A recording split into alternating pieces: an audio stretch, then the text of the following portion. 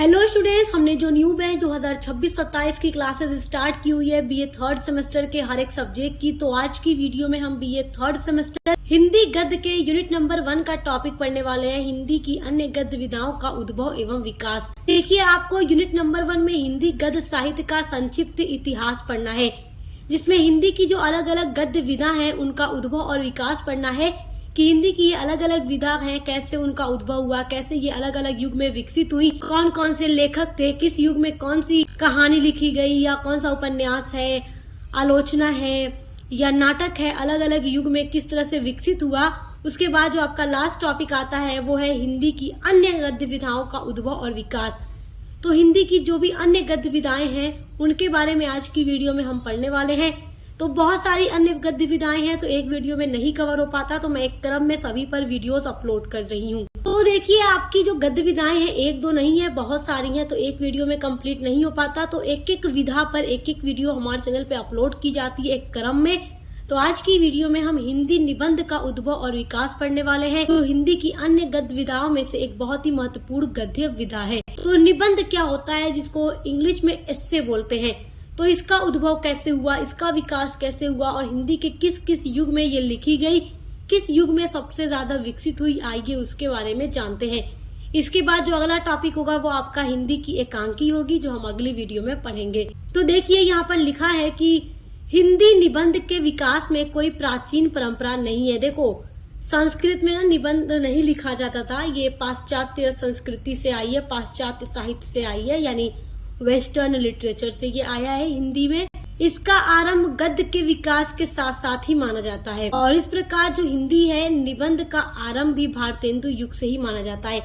जब भी आपसे पूछा जाए कि हिंदी निबंध का विकास कब हुआ, तो यही कहिएगा कि भारतेंदु युग में सबसे ज्यादा हिंदी निबंध का विकास हुआ था। देखिए, निबंध जो है एक ऐसी साहित्यिक विधा है जो प्रत्यक्ष रूप से यानी एकदम डायरेक्ट तरीके से पाश्चात्य यानी वेस्टर्न साहित्य यानी लिटरेचर, तो जो ये हिंदी निबंध है ये हिंदी में कहाँ से आया है, पाश्चात्य साहित्य से आया है, क्योंकि संस्कृत के साहित्य में निबंध लिखने की कोई परंपरा नहीं थी, तो वेस्टर्न कल्चर से निबंध लिखने की परंपरा उठाई गई है। वेस्टर्न के जो राइटर्स थे वो निबंध लिखा करते थे, इससे लिखा करते थे, तो फिर हिंदी के लेखकों ने भी लिखना शुरू कर दिया। देखिए, आपको अगर बहुत टफ चीजें लग रही हैं तो आपको टेंशन नहीं लेना है। एग्जाम में किस तरीके से आप लोगों को अपना आंसर लिखना होगा उसके लिए मैं वीडियोस अलग से बनाती रहती हूँ।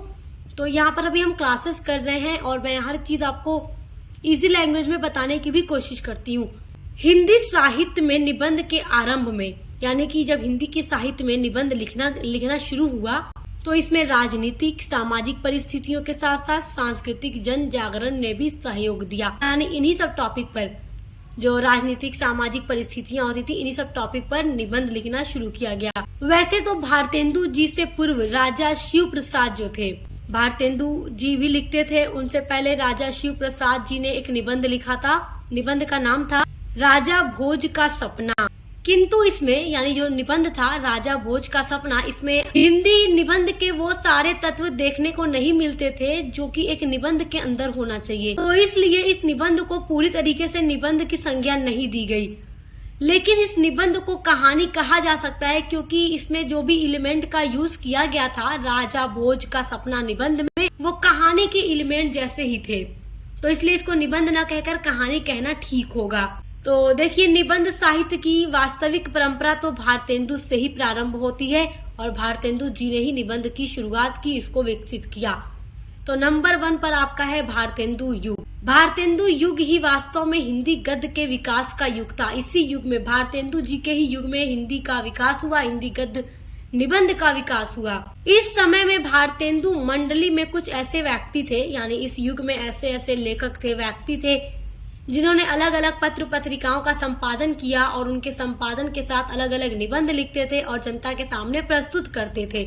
उन्होंने अपनी पत्रिकाओं में अलग अलग विषयों पर निबंध लिखकर जनता के सामने प्रस्तुत किया, और उस टाइम की जो समकालीन सामाजिक राजनीतिक समस्या थी उन पर निबंध लिखकर जनता का ध्यान उन समस्याओं की ओर आकर्षित किया।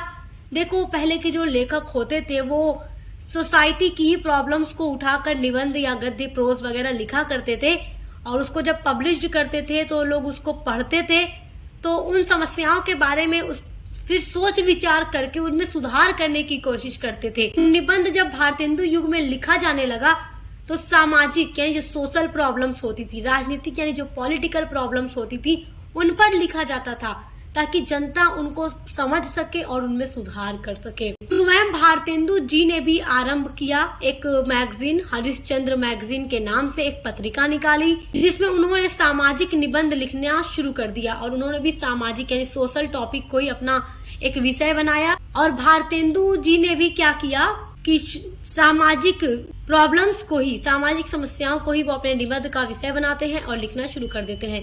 वस्तुतः इनकी लेखनी समाज सुधार, इतिहास, धार्मिक कुप्रथाएं, अंधविश्वास, राजनीति आदि के विषयों पर होती थी। यानी इनके निबंध का टॉपिक क्या होता था, थीम क्या होती, चाहे तो समाज सुधार होती थी या इतिहास या अंधविश्वास या राजनीति या धार्मिक जो कुप्रथाएं थी, ये भारतेंदु जी के निबंध का टॉपिक हुआ करता था। भारतेंदु जी का विचार था कि जनता के हृदय में नई भावना को तभी जागृत किया जा सकता है जब निबंध लिखकर उनमें समस्याओं को उनके सामने पेश किया जाएगा। तो जनता के दिल में नई भावनाओं को जगाने के लिए निबंध से अच्छा माध्यम भारतेंदु जी को नजर नहीं आया। निबंध को ही उन्होंने एक अच्छा माध्यम समझा। इसके माध्यम से लेखक और पाठक के बीच में सीधा संबंध हो जाता था और लेखक जो भी बातें लिखता था वो पाठक यानी रीडर पढ़कर उसको समझता था। इसी कारण भारतेंदु जी ने अपने पत्रों में निबंधों की रचना की। व्यंग्य और विनोद को भी उन्होंने अपने निबंधों में स्थान दिया। उनके निबंध शैली विषय के अनुकूल हैं और उनके जो भी निबंध थे उनमें व्यक्तिगत की झांकती है। इन्होंने अपने निबंधों में विदेशी जो शासन था, जो विदेशी शासन होता था, उस पर उन्होंने तीखा प्रहार भी किया है। दूसरी हेडिंग है द्विवेदी युग। तो भारतेंदु युग के बाद देखते हैं द्विवेदी युग में किस तरीके से निबंध का विकास होता है। देखिए, आचार्य महावीर प्रसाद द्विवेदी हिंदी साहित्य के उन मेवाड़ी कलाकारों में से एक हैं जिन्होंने साहित्य की सभी विधाओं की भाषा को सुसंस्कृत एवं व्याकरण सम्मत बनाने का प्रयत्न किया है, कोशिश की है। और इन्हीं कोशिशों के परिणाम स्वरूप हिंदी की जो कविता है, जो हिंदी में कविता लिखी गई, कहानी है, उपन्यास है, चरित्र लेखन है और जो निबंध है, उनकी भाषा का आधुनिक रूप हमें देखने को मिलता है। इस काल में यानी द्विवेदी युग में निबंधों की एक विशेषता यह थी कि इस काल में लेखकों ने विविध विषयों पर निबंध न लिखकर केवल कुछ विषयों पर ही गंभीरता पूर्वक निबंध की रचना की। यानी द्विवेदी युग में जितने भी लेखक थे जो निबंध को लिख रहे थे, वो हर एक टॉपिक पर निबंध नहीं लिखते थे, बल्कि कुछ टॉपिक को वो अपना मेन उद्देश्य बना लिया और उन्हीं टॉपिक पर वो एक बहुत ही गंभीर पूर्वक सोच विचार करके निबंध लिखने लगे। इनके निबंधों में भावुकता की कमी है और बौद्धिकता की प्रधानता होती थी। इस युग में साहित्यकार का ध्येय अपने निबंधों में संपूर्ण ज्ञान को भर देना था। अपने निबंधों में वो हर एक प्रकार का ज्ञान भर दे। और द्विवेदी युग में सरस्वती पत्रिका के प्रकाशन से क्या होता है, अनेक निबंधकार हमारे सामने आए। तो सरस्वती पत्रिका का प्रकाशन भी द्विवेदी युग में हुआ था, ये आप बहुत अच्छे से याद रखिएगा। महावीर प्रसाद द्विवेदी, पदम सिंह शर्मा, बाबू श्याम सुंदर दास, माधव प्रसाद मिश्र, मिश्र बंधु, सरदारपुर सिंह और चंद्रधर शर्मा गुलेरी द्विवेदी युग के प्रसिद्ध निबंधकार हैं, जिन्होंने अलग अलग प्रकार के निबंध लिखकर द्विवेदी युग में निबंध को विकसित करने का बढ़कर काम किया और उसमें योगदान दिया। देखिए, आचार्य महावीर प्रसाद द्विवेदी के द्वारा लिखे गए कुछ महत्वपूर्ण निबंध हैं, जैसे कि साहित्य की महत्ता, उसके अलावा कवि कर्तव्य भी उनका एक बहुत ही महत्वपूर्ण निबंध है। या फिर उन्होंने दंड देव की आत्मनिवेदन भी एक निबंध लिखा जो इन्हें साहित्य में एक ऊंचा स्थान दिलाता है। हिंदी निबंध के विकास का जो अगला युग है वो है शुक्ल युग। तो देखते हैं कि शुक्ल युग में किस तरह के निबंध लिखे गए और कौन कौन से प्रसिद्ध लेखक हैं। देखिए, मनोवैज्ञानिक, साहित्यिक और सैद्धांतिक निबंधों के रचयिता आचार्य रामचंद्र शुक्ल ने तो निबंध लेखन का रुख ही बदल कर रख दिया। उन्होंने विचार विधि में अपने आरंभिक निबंधों को पाठकों के सामने रखा। मतलब जब शुक्ल युग आता है तो आचार्य रामचंद्र शुक्ल ने ऐसा निबंध लिखा कि निबंध लिखने का जो पूरा स्टाइल था वो बदल दिया। इन्होंने इन निबंधों के माध्यम से अर्जित ज्ञान को अति सुंदर रूप में अभिव्यक्त किया।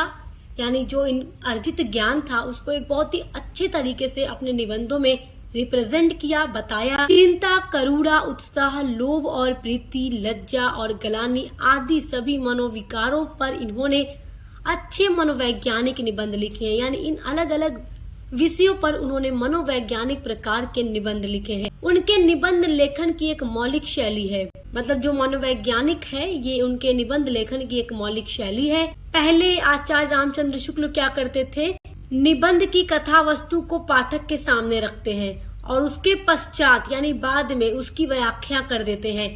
कथा वस्तु का मतलब जो निबंध की पूरी एक कहानी होगी, जिस चीज पर वो बात कर रहे हैं अपने निबंध में, पहले वो लिखते हैं, बताते हैं, उसके बाद फिर वो उसकी पूरी व्याख्या कर देते हैं, डिटेल में समझा देते हैं। साधारणीकरण और व्यक्ति वैचित्र्यवाद, रसात्मक बोध के विविध रूप इत्यादि उनके अच्छे काव्य शास्त्र पर लिखे गए साहित्यिक निबंध हैं।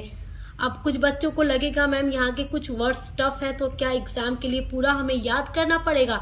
देखिए, जो चीजें इजी है वही आप याद करो।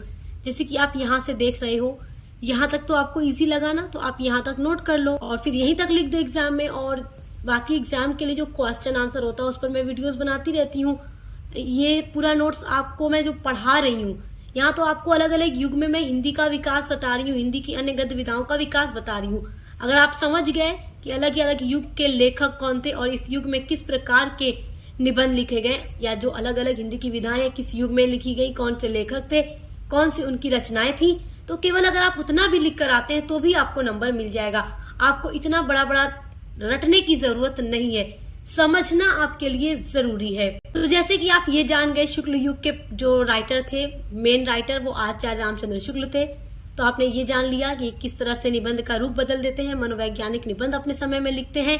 और अब आगे मैं आपको बता देती हूँ कि इस युग के कुछ अलग राइटर जो थे, जैसे बाबू गुलाब राय हैं, पदुमलाल पुन्नालाल बख्शी हैं जो कि शुक्ल युग के लेखक हैं, वियोगी हरि, माखनलाल चतुर्वेदी, राय कृष्णदास, वासुदेव शरण अग्रवाल, ये सब द्विवेदी युग के प्रसिद्ध लेखक हैं जिन्होंने निबंध लिखा है। तो इतना आपको अगर याद है तो आप लिख दीजिएगा, आपको नंबर मिल जाएगा। चलिए अगला देखते हैं। हिंदी निबंध के विकास का अगला युग है शुक्लोत्तर युग।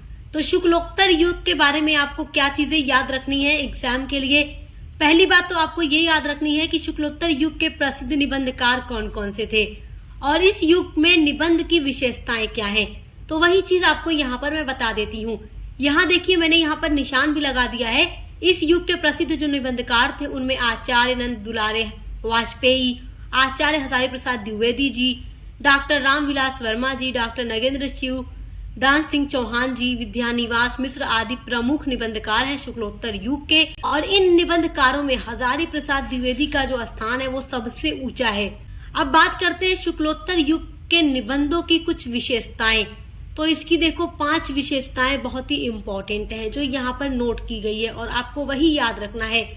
पहली विशेषता है कि इस युग के निबंधकारों ने साहित्यिक, समीक्षात्मक, प्रगतिवादी, व्यक्तिपरक, स्वतंत्र, चिंतापरक, सांस्कृतिक एवं हास्य व्यंग परक निबंध लिखे हैं। अब आपको समझ नहीं आ रहा होगा ना, देखो साहित्यिक यानी कि जो साहित्यिक प्रकार के थे, लिटरेचर वाले निबंध लिखे, समीक्षात्मक जिसमें किसी चीज की समीक्षा कर रहे हैं, एनालिसिस कर रहे हैं किसी चीज के बारे में, प्रगतिवाद के टॉपिक पर लिखते हैं, व्यक्तिपरक या स्वतंत्रता के बारे में लिखते हैं, संस्कृति के बारे में लिखते हैं किसी भी प्रकार की, और हास्य व्यंग यानी हंसी मजाक वाले टॉपिक पर अगर निबंध लिख रहे हैं। तो ये इसकी पहली विशेषता है। दूसरी विशेषता है कि इस युग में उत्कृष्ट आलोचनापरक निबंध भी लिखे गए, इनमें गंभीर और व्यापक अध्ययन एवं मौलिक चिंतन का समावेश होता है जिस पर किसी चीज की आलोचना वगैरह की जाए। तीसरा है, इस युग के निबंध में हास्य एवं व्यंग्य का मंजा हुआ करता था, यानी हंसी मजाक की चीजें भी इस युग के निबंध में दिखाई गई। चौथी विशेषता है कि कुछ निबंधकारों ने कुंठा,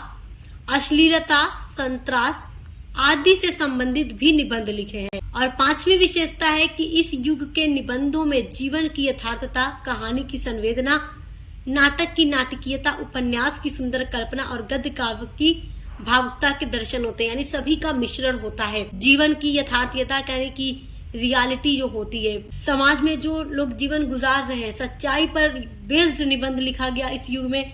कहानी की संवेदना की तरह भी निबंध लिखा गया, नाटक के रूप में भी नाटकीय स्टाइल से भी लिखा गया, उपन्यास की जो सुंदर कल्पना होती है उसके हिसाब से भी निबंध लिखा गया। तो ये 5 विशेषता शुक्लोत्तर युग के निबंध की अगर आपको याद है तो फिर एग्जाम में आपको केवल यही लिखना है। आप बनाकर अपने हिसाब से लिख देंगे इन्हीं चीज़ों को तो भी आपको नंबर मिल जाएगा। एकदम एग्जैक्ट यही वर्ड लिखना जरूरी नहीं है कि जैसे बुक में लिखा है वही आप लिखें। मेन देखो जो बात कही जा रही है ना वही वर्ड आप अपने वर्ड्स में बनाकर लिख दो तो भी आपको नंबर मिल जाएगा। आई होप कि आप ये समझ गए होंगे कि हिंदी निबंध का विकास किस किस युग में हुआ और किस युग के कौन से फेमस लेखक हैं। तो बस यही आप अच्छे से जानते रहोगे तो एग्जाम में आपके लिए बहुत बढ़िया है। अगला टॉपिक होगा हिंदी एकांकी का उद्भव और विकास, जिस पर हम अगली वीडियो में बात करने वाले हैं। अब मिलते हैं अगली वीडियो के साथ।